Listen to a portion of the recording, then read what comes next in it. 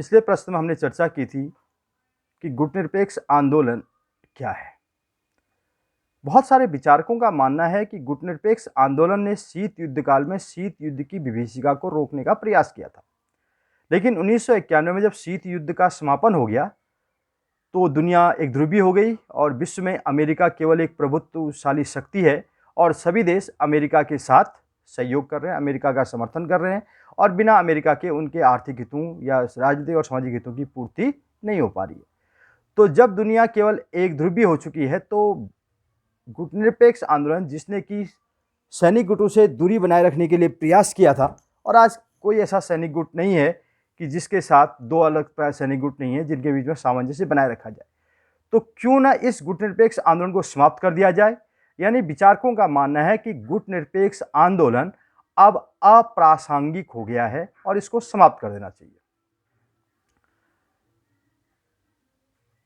गुटनिरपेक्ष आंदोलन न तो कभी अप्रासंगिक था और न भविष्य में कभी अप्रासंगिक होगा।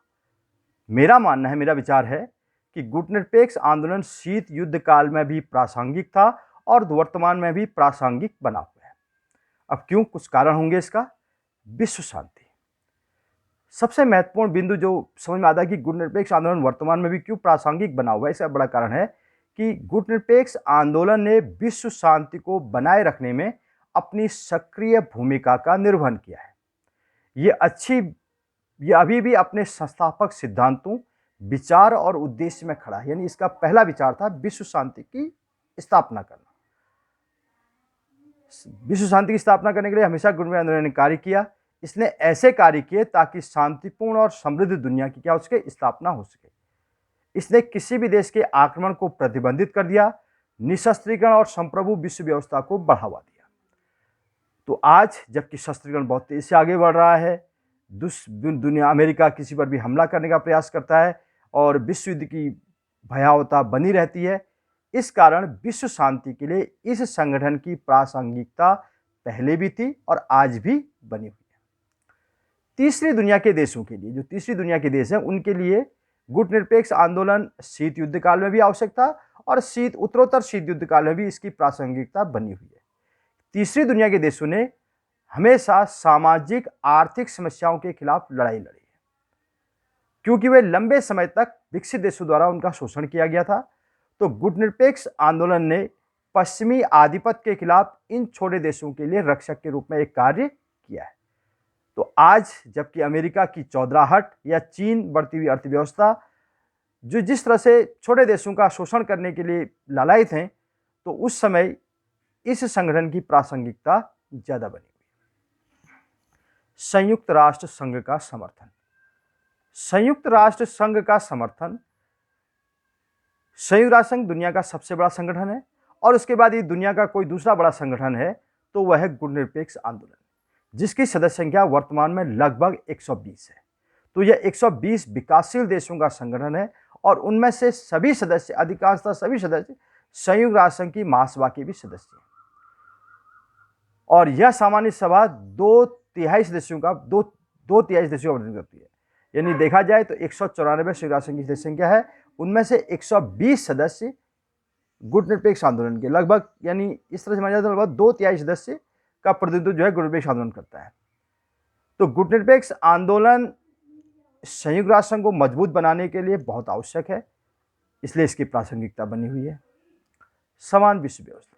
गुटनिरपेक्ष आंदोलन सामान्य विश्व व्यवस्था को बढ़ावा देता है, तो समान विश्व व्यवस्था के लिए इसकी प्रासंगिकता आज भी बनी हुई है।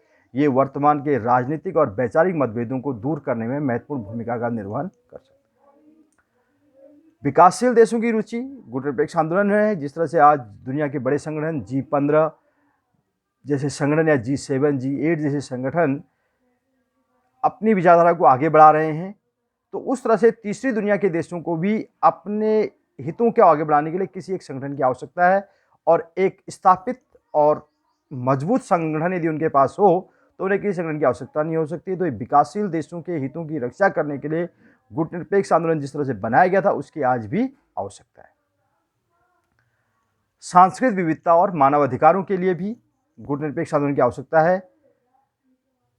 मानवाधिकारों के उल्लंघन और सांस्कृतिक विविधता का दोहन जब जिस तरह से किया जाता है, उसके विरुद्ध आवाज़ उठाने के लिए जिस संगठन की प्रारंभ में भूमिका रही है वह है गुटनिरपेक्ष आंदोलन।